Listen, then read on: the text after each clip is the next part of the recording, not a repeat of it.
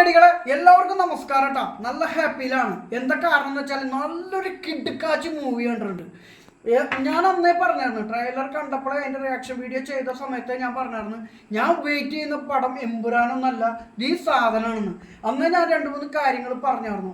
ആ സംഭവങ്ങളൊക്കെയാണ് എങ്ങനെ പഴയ ലാലേട്ടനെ നമുക്ക് തിരിച്ചു കിട്ടി, എങ്ങനെയാണ് മലയാളികൾ ലാലേട്ടനെ കാണാൻ ഉദ്ദേശിക്കുന്നു, ആ രീതിയിലൊക്കെ ലാലേട്ടനെ നമുക്ക് തിരിച്ചു കിട്ടിയിട്ടാ. പിന്നെ അതിൽ അഭിനയിച്ച എല്ലാവരും, മണിയൻപിള്ള രാജു, ഇർഷാദ്, ബിനു പപ്പു, എല്ലാവരും കിടുക്കിയിട്ടുണ്ട്.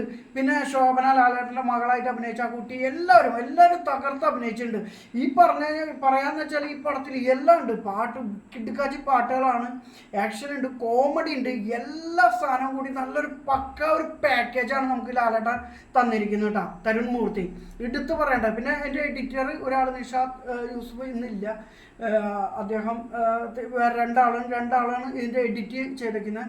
ഒന്നും പറയാനില്ല, അതിനെക്കുറിച്ചൊന്നും കടക്കാനില്ല. ഈ പടം എന്ന് പറഞ്ഞാൽ ഒരു കിടുക്കാച്ചി, എങ്ങനെയാണ് മലയാളികൾ ലാലേട്ടനെ കാണാൻ ഉദ്ദേശിക്കുന്നത് ആ ലെവലിലേക്ക് ആണ് തരുൺ മൂർത്തി നമുക്ക് ലാലേട്ടനെ തന്നിരിക്കുന്നത്. ഞാൻ അന്നേ പറഞ്ഞായിരുന്നു, ട്രെയിലർ റിയാക്ഷൻ വീഡിയോയിൽ ഞാൻ പറഞ്ഞ 99% കാര്യങ്ങൾ സംഭവിച്ചിട്ടുണ്ട്. ഞാൻ അന്നേ പറഞ്ഞായിരുന്നു, ഇതിലൊരു വാഹനം, ലാലേട്ടൻ്റെ ആ കാറ്, അത് ഇതിലൊരു കഥാപാത്രമാണെന്ന് പറഞ്ഞായിരുന്നു. അതും സംഭവിച്ചിട്ടുണ്ട്.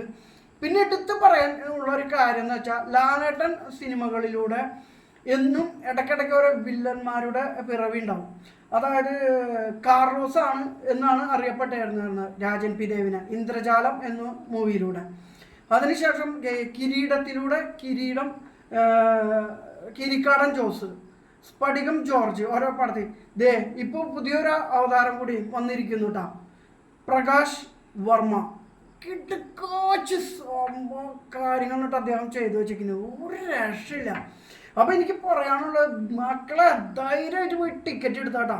അത് തന്നെയല്ല, എമ്പുരാന് ശേഷം ഏറ്റവും അധികം ബുക്ക് മൈ ഷോയിലൂടെ ഒക്കെ ടിക്കറ്റ് വിറ്റ പടമായിട്ട് തുടരും മാറിയിട്ടുണ്ട്. 2,38,00,000 ബസൂക്ക 1,50,00,000. അപ്പോൾ ബസൂക്കയുടെ മേലെ പോയി കഴിഞ്ഞു. ഓൾറെഡി ഈ പടം എല്ലാ റെക്കോർഡുകളും തകർത്തെറിയാൻ പോകുന്നു എന്നുള്ളതാണ് നമുക്കറിയാൻ കഴിയുന്നത്. ഫാമിലിയൊക്കെ ഞെട്ടിച്ച് കയറും, ഒരു രക്ഷയില്ലാത്ത സാധനങ്ങൾ ചെയ്ത് വെച്ചിരിക്കുന്നത്. അപ്പോൾ എല്ലാവരും പോയി കണ്ടോട്ടാ. അപ്പോൾ ബായ്.